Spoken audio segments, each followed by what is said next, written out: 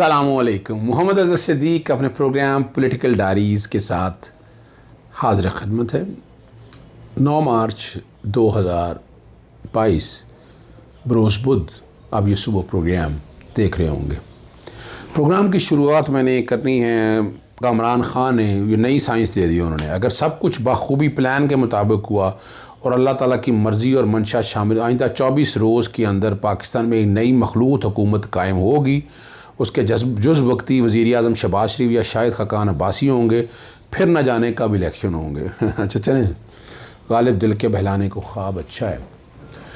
वज़ीर आज़म इमरान ख़ान कई बातों में पीछे नहीं हट रहे और वो कंप्रोमाइज़ करने के लिए तैयार नहीं हैं।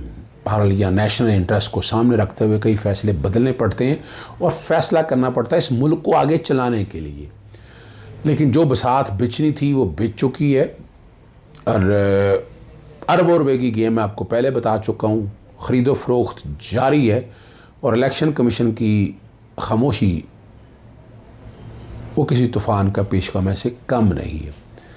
इलेक्शन कमीशन बुरी तरह नाकाम हो चुका है और मैंने आपको पहले भी बताया था, मैं फिर आज वो चला देता हूँ कि असलम मलिक ने कनाडा से इलेक्शन कमीशन की नाअहली के लिए रेफरेंस दाखिल कर दिया हुआ है सुप्रीम जुडिशल काउंसिल के सामने और उनकी तस्वीर भी आप देख लेंगे। और वो कोशिश करते रहे हैं लेकिन अभी तक इलेक्शन कमीशन वो किरदार अदा नहीं कर सका जो उसे किरदार अदा करना चाहिए था।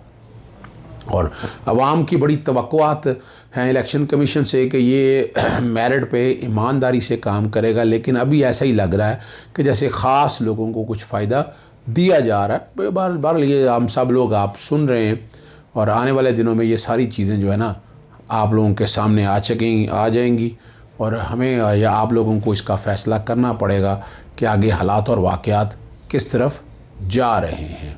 है ये मुश्किल काम, लेकिन आने वाले दिनों में कोई मुश्किल काम मुझे बहरहाल नज़र नहीं आता है। और दूसरा एक चीज़ आपने और मुझसे पूछी थी इसहाक डार की नाअहली के हवाले से, मैंने आपको पहले भी बताया था लेकिन मैं फिर आपको बताता चलूँ। इलेक्शन कमीशन में वो दरख्वास्त दी हुई है और इलेक्शन कमीशन ने उनकी नाअहली के हवाले से जो दरख्वास्त है उस पर फ़ैसला करना है। और 63(2) के तहत बताया था कि ये डिसक्वालीफाई हैं। अताउल्ला कासमी में 4-4.5 करोड़ के करीब रकम का मैं ज़िक्र कर चुका हूँ, अभी तक इन्होंने हलफ भी नहीं लिया। और एक एब्सकॉन्डर, एक इश्तिहारी जिसको कोई राइट नहीं है, वो दरख्वास्तें मुख्तार ख़ास के ज़रिए दरख्वास्तें वो दायर की हैं। क्या फ़ैसला होता है? एक ऑर्डिनेंस बन गया है, आप रिप्रेजेंटेशन नहीं दे पाए, वो भी मैंने आपके सामने, लेकिन जो इलेक्शन कमीशन के सामने दरख्वास्त है वो बैकग्राउंड पे अभी चल रही होगी और इलेक्शन कमीशन ने उसकी समाअत भी रख दी है। गालबन आज के दिन ही उसकी हेयरिंग है, जो मुझे याद पड़ता है मेरा ख्याल है 9 तारीख के लिए उसकी हेयरिंग है। 9 तारीख वाले दिन ही मैं इस चौके इस्लामाबाद में हूँगा। इंशाल्लाह उम्मीद है कि इसकी समाअत में ख़ुद अटेंड करूँगा, वह अदालत के सामने ये सारी पोजीशन रखूँगा, इलेक्शन कमीशन के सामने रखूँगा। देखें इलेक्शन कमीशन उस पर क्या फ़ैसला करती है।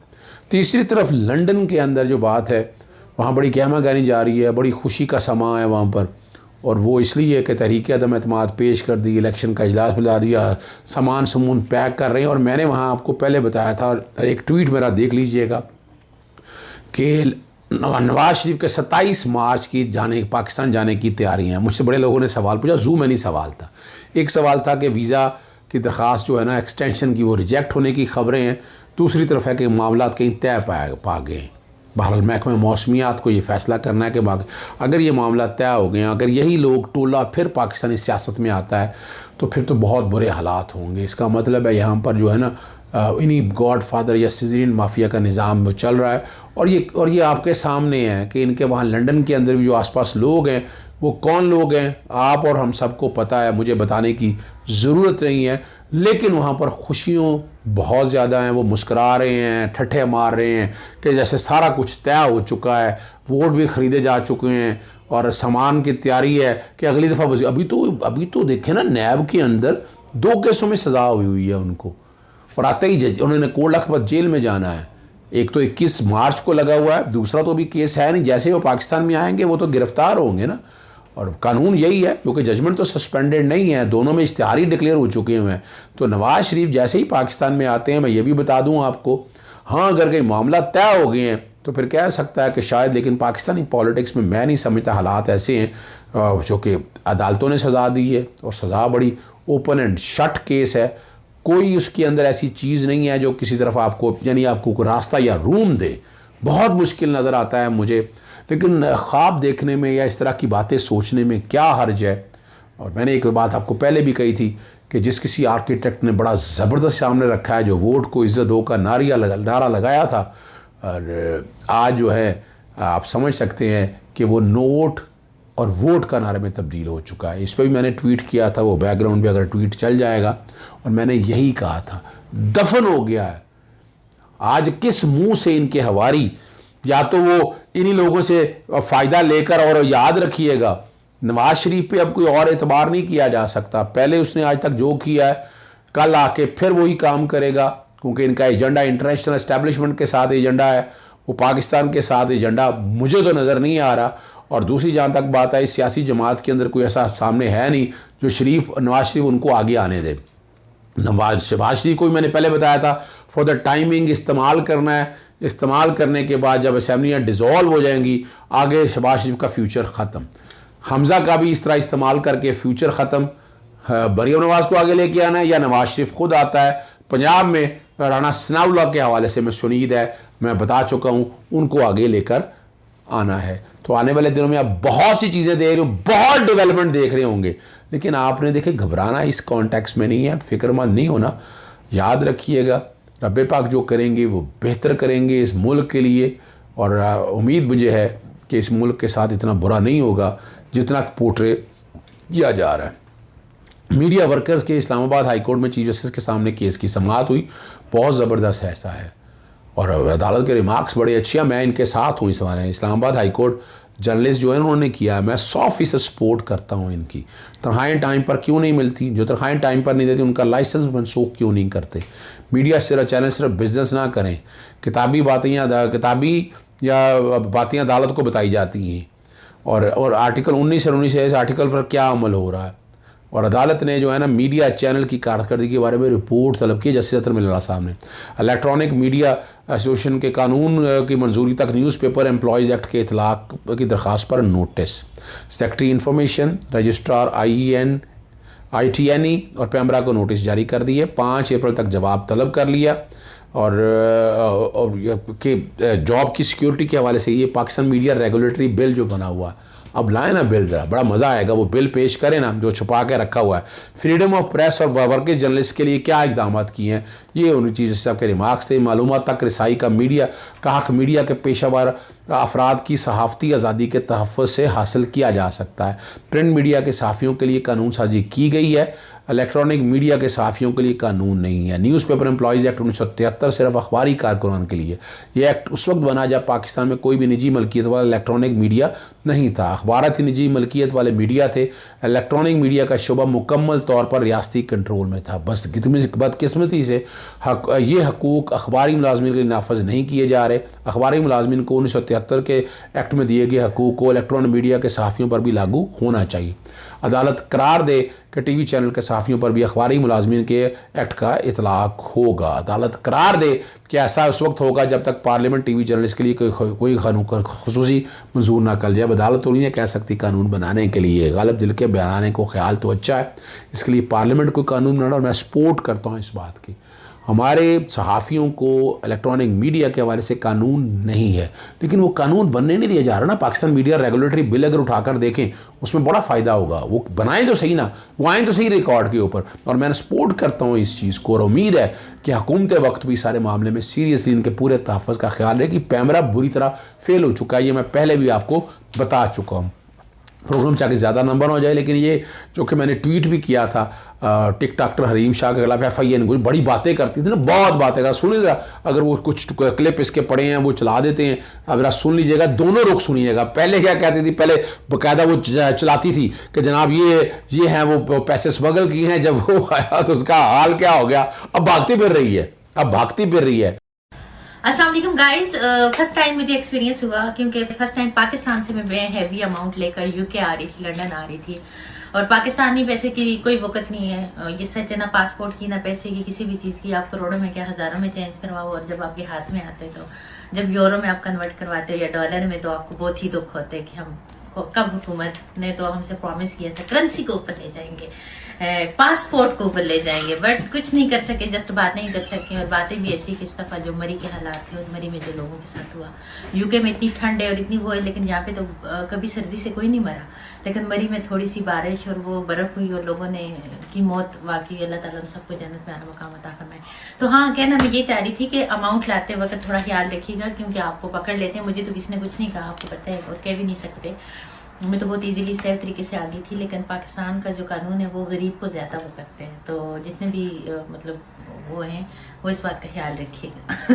अस्सलाम वालेकुम जी, मैं हूँ हरीम शाह, और मेरा एक वीडियो जो कि मैंने अपने ही इंस्टाग्राम पे अपलोड किया था, और कुछ मेरे जो पर्सनल ऐप हैं, प्राइवेट ऐप हैं, उन पे अपलोड किया था, और वो वायरल हो गया, और उसने एक नया रुख इख्तियार कर लिया, और मुझ पर एक एलिगेशन लगा मनी लॉन्ड्रिंग। तो मैंने तो ना कभी मनी लॉन्ड्रिंग की, और ना मुझे मनी लॉन्ड्रिंग के बारे में इतनी इन्फॉर्मेशन थी। वो जस्ट फन में, मजाक में मैंने एक वीडियो बनाया था, और वो मैं अपने भाई के ऑफिस में आई थी, कुछ अमाउंट वगैरह पड़ी हुई थी, तो उनकी परमिशन से मैंने वो वीडियो बनाया। और वो अमाउंट भी कोई इलीगल नहीं थी, कोई ऐसा नहीं था कि वो डरते कि वीडियो क्यों बना रहे हो।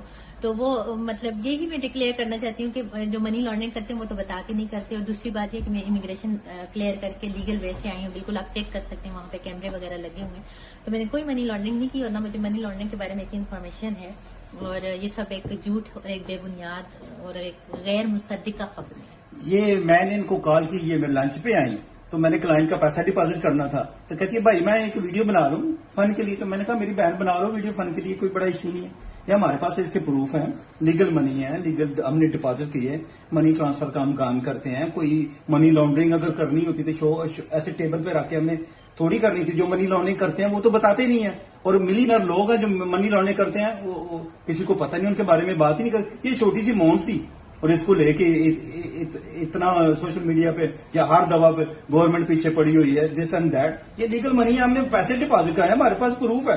गवर्नमेंट को चाहिए कि उनको पकड़ें जो मनी लॉन्ड्रिंग करते, इतने बड़े बड़े मगरमच्छ हैं। टाई कौन है, वो किधर है? सबको पता भी है, मैंने ऐसा इलीगल कोई काम न कभी किया, ना कुछ, और ना मैंने कभी क्राइम किए, चाहे मैं पाकिस्तान बल्कि दुनिया भर में घूमती फिरती रहती हूँ अल्हम्दुलिल्लाह। बहुत सारी जगहों पे जाके पाकिस्तान को प्रेजेंट करके अवार्ड लेके आ चुकी हूँ, और बरतानिया में कोई फर्स्ट टाइम नहीं आई अल्हम्दुलिल्लाह, से पहले भी आ चुकी हूँ, और ऐसा कुछ नहीं है। FI इंक्वायरी का मामला है। फिजा और हरीम शाह की इंक्वायरी के खिलाफ दरखास्त की समाअत है। उन्होंने कहा जी हरीम शाह जो है ना वो बीमार पड़ गई हैं।